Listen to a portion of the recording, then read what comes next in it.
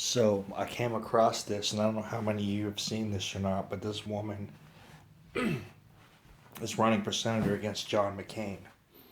And as compelling as it is, this is pretty incredible.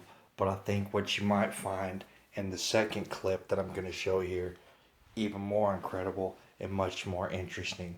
Let me go ahead and show you this first part and get ready to blown away to see what a real politician should look like. Check this out.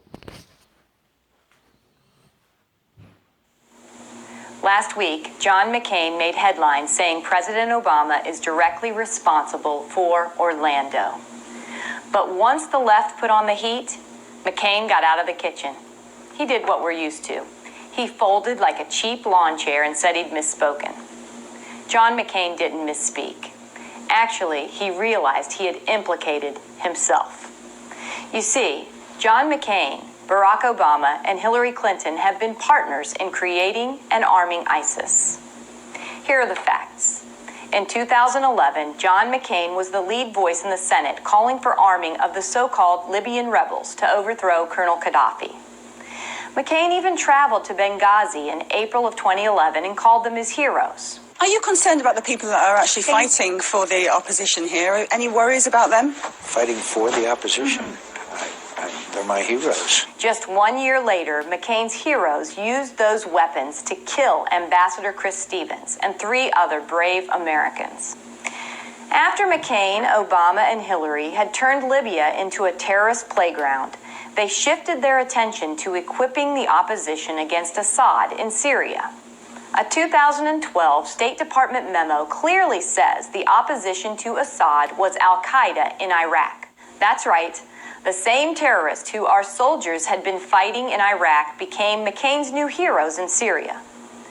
In May of 2013, McCain traveled to Syria and was photographed with Syrian rebels, who may well have become leading figures in what would later be called ISIS. McCain returned to the United States and lobbied Congress to fund, arm, and support these al-Qaeda freedom fighters to the tune of $500 million. Last year we learned McCain's Syrian scheme yielded only 4 or 5 good rebels actually fighting Assad. There are only 4 or 5 U.S.-trained Syrian fighters on the ground fighting ISIS, not 400 or 500. The rest took our training and weapons and became ISIS. Just this week, John McCain bragged about an additional $1.3 billion to provide weapons to more Syrian jihadists and to provide border security. Not in Arizona, but in Lebanon and Jordan. I'm Dr. Kelly Ward, and I'm running for the United States Senate because John McCain has equipped our enemies, put our soldiers in harm's way, and turned even our own American soil into a battleground. Arizona needs a senator who represents Arizona, not ISIS. So yeah, that's a pretty amazing story there. But in case you weren't aware of where else you may have seen this woman, if this sounds familiar, you're gonna have to bear with me for a second while I show you something which I found to be absolutely incredible. So just bear with me, y'all. I'm being a little lazy tonight in finding this stuff. So if you just bear with me, I will find this real quick and I'll show you what I'm talking about. Sorry about this. Usually I'll take a much better job of editing all this stuff. I don't want to show you all this stuff that I've got in here. I need to clean this up. But check this out. State Senator from Arizona, Kelly Ward. Big round of applause for her. Thank you all so much. It is wonderful to be here in the desert by this ranch with so many freedom-loving patriots. You are all patriots, and it is amazing to see what peaceful civil disobedience can accomplish, because this was the first shot across the bow, and we won this battle. Yes. You might wonder why somebody from Arizona is here in Nevada to fight this battle. Well, my district, in fact, goes right up to the Nevada line, and many of my constituents said, what's going on up there?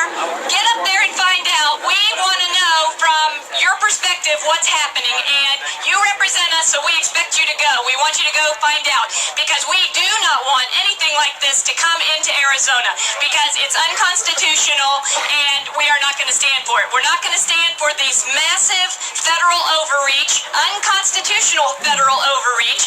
We want to reset the proper balance between the state government and the federal government. And really, I'd love to have a lot of leave me alone zones. You know, we should be leaving people alone. People are able to determine how to eat, how to find water, how to live without the government intervening and telling them what to do. So, thank you. Thank you. Yeah, I will be in Arizona fighting for freedom, fighting for liberty, fighting for small government, fighting for less taxes, and I take the oath that I took to our Constitution very seriously. So I will be there fighting for our constitutional rights as well. I thank you all for letting me be here to talk. I really did not plan to talk. I'm not planning to be here for the press conference that was supposed to happen on Monday. I just wanted to be here to be part of history with all of you as we stood up to the federal government and they heard us roar. They heard our liberty roar.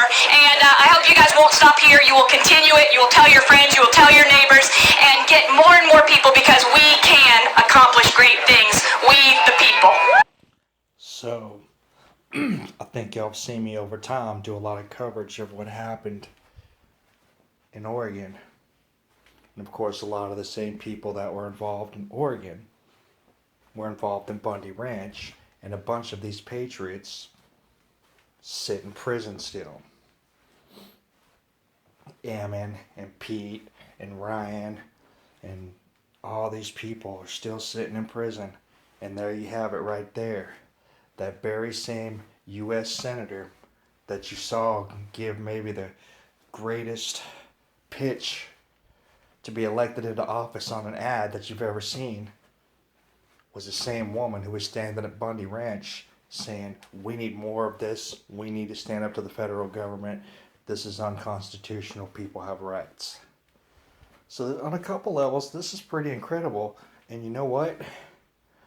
For anybody who's out there watching, maybe someone who's close to the Bundys, maybe Depp Jordan, whoever else, whenever they do decide to go have these trials, I do believe this video right here of the support garnering the support of a U.S. senator ought to be pretty damn compelling to a jury, don't you think?